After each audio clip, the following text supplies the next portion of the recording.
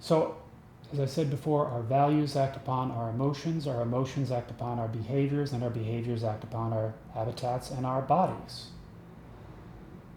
So what happens when a person chooses to believe in the value of the most optimistic myths? Well, the most powerful emotional forces of joy, faith, and love follow from a belief in the value of the most optimistic myths.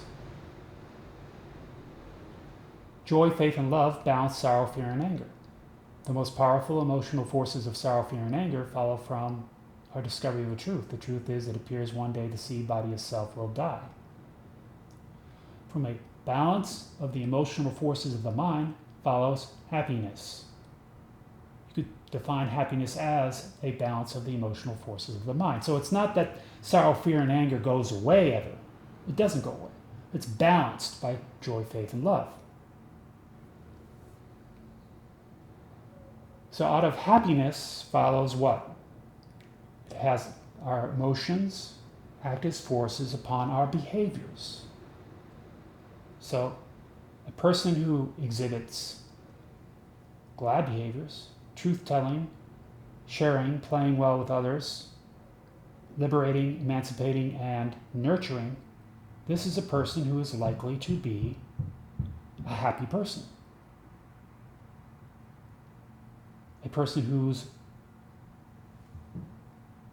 balancing the emotional forces of their minds. A person who believes in the value of the most optimistic myths.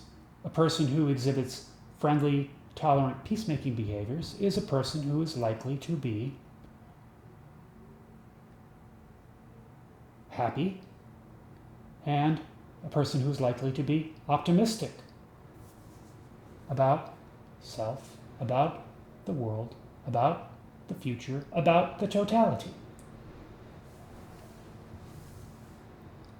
And this is what we need in the world right now, because our behaviors act as forces upon our habitats, and our behaviors act as forces upon our bodies.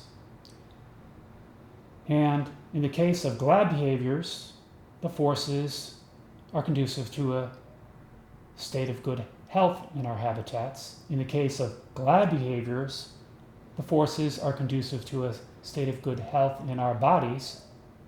In the case of sad, mad, and bad behaviors, the forces are conducive to a state of disease in our habitat. And in the case of sad, mad, and bad behaviors, the forces are conducive to a state of disease in our bodies.